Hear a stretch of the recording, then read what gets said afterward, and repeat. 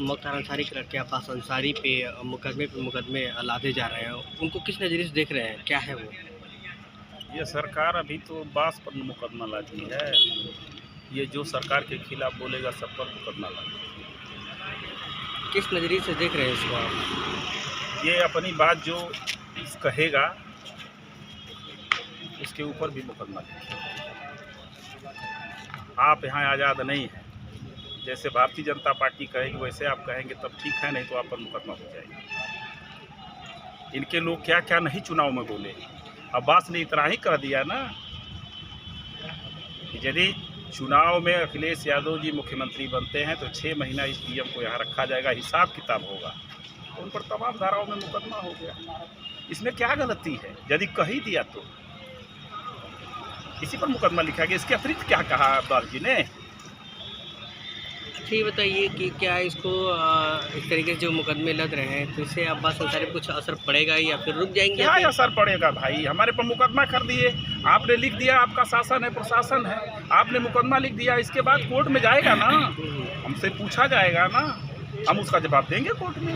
यहाँ इनको जो आता है करें। एक तरफ से देखा जाए कि सरकार जो अपनी मनमानी कर रही है करेगी, इसलिए इसीलिए लोगों को जो जनादेश को रोका गया है कि उनके ऊपर तमाम तरह के प्रताड़ना होंगे। सर अपना नाम बता दीजिए। पिछेलाल राजभर प्रदेश संगठन मंत्री सुहेल देव भारती सभा। राजभर प्रदेश संगठन मंत्री सुहेल देव भारती जी, ये आपका हार हो गया है, इस पर क्या देखते हैं?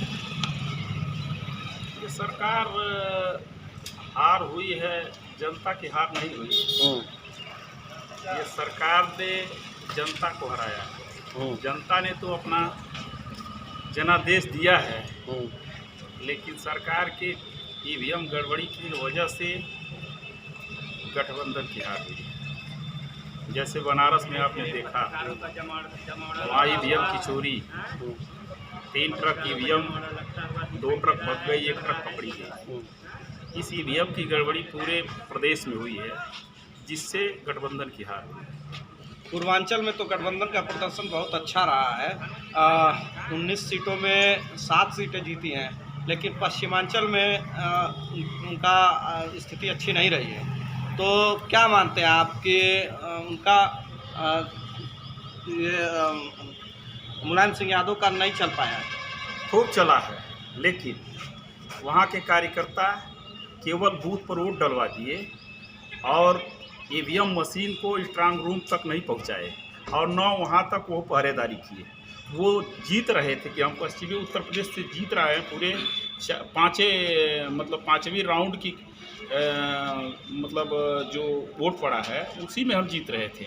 लेकिन वहाँ वर्तमान सरकार द्वारा ईवीएम चेंज करने में लगा था और मीडिया के लोगों को यह जानकारी हो गई, उनके द्वारा मीडिया के लोग चिल्ला रहे थे कि पूर्ण बहुमत।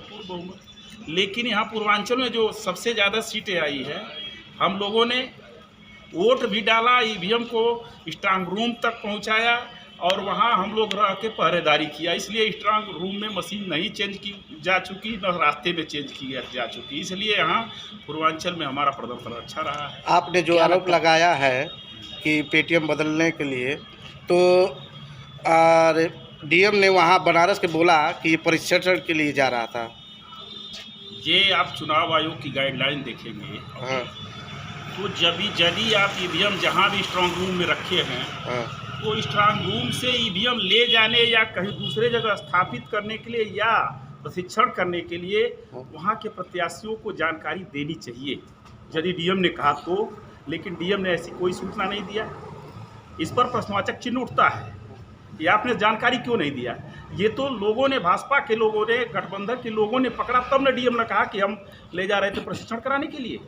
स्ट्रांग रूम में उसको प्रशिक्षण कराने के लिए ईवीएम क्यों रखा गया? ईवीएम का मामला पिछले चुनाव से कई चुनाव से आ रहा है, तो क्यों ईवीएम पे भी रोक लगाया जाना चाहिए? ईवीएम पर 100% रोक लगाना चाहिए, नहीं तो ये जनता का जो जनादेश है। तो इसके लिए आप लोग कोई कदम उठाए? हम लोग कदम उठाएंगे। इसके लिए जो भी लड़ाई होगी, हम लोग सड़क से लेकर सदन तक इसकी लड़ाई लड़ेंगे। क्या करेंगे इसके लिए? इसके लिए हम लोग प्रदर्शन करेंगे, जनता के बीच में जाएंगे। जनता ने जो बूथ पर वोट डाला है, आज चले जाए किसी भी बूथ पर, जनता कह रही कि हमने गठबंधन को वोट दिया, लेकिन यहाँ सपा भाजपा का न जीत के भाजपा का प्रत्याशी जीत रहा है। क्यों?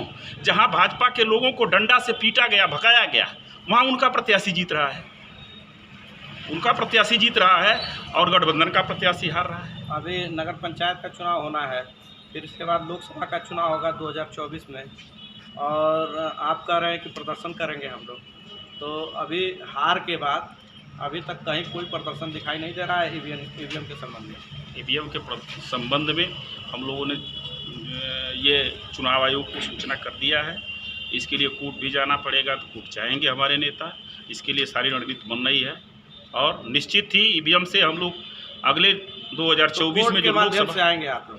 कोर्ट के माध्यम से यदि कोई नहीं मानता है तो कोर्टे ना उसकी दवाई है भैया। इसका मतलब कि जनता का जनादेश नहीं मान रहे हैं, जनता का जनादेश नहीं मान रहे हैं, तो उसके बाद अंतिम गत्वा तो हम कोर्टे जाएंगे ना। इसके लिए अखिलेश यादव तो चले गए, आप भी जाएंगे?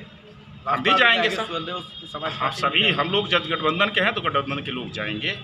और जहाँ तक प्रश्न चिन्ह है, जहाँ से ईवीएम बनती है वहाँ बैलेट पेपर से चुनाव होता है, लेकिन भारत में क्यों यहाँ भी ईवीएम बंद करके बैलेट पेपर से चुनाव होना चाहिए। ये हमारी मांग है, गठबंधन की मांग है। अभी आप कहा कि हम लोग धरना प्रदर्शन करेंगे और ये करेंगे, और अभी कह रहे हैं जैसा नेता का आदेश होगा वैसा हम लोग करेंगे। ठीक ठीक।